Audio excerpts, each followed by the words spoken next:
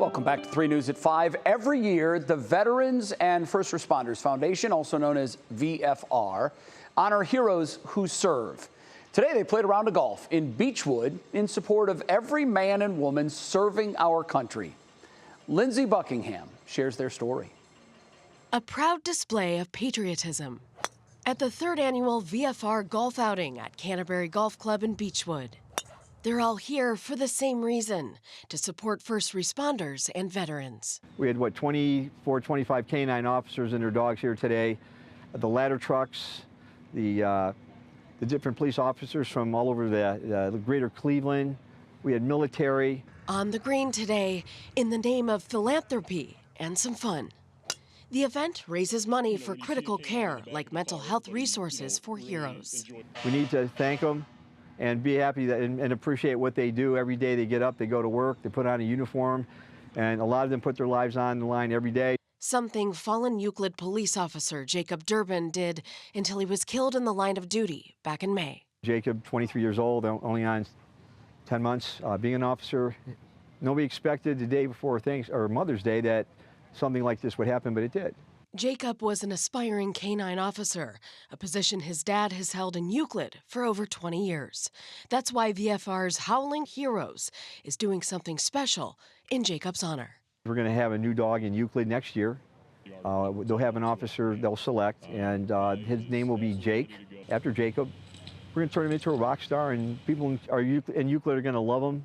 And that way we're going to also keep Jacob's name going on for a long time so people don't forget him. Howling Heroes also supports canines after they retire. You've got a dog that works 12, 16 hours a day, gets out there, asks no questions, never marks off sick, shows up to work, protects their community. And, unfortunately, when they retired, that tool is retired. Currently, we have 21 dogs that have insurance policies to date, totally free of charge to the handler. A gathering of golf, camaraderie, and love for the heroes who protect us each and every day. And the whole of the rain.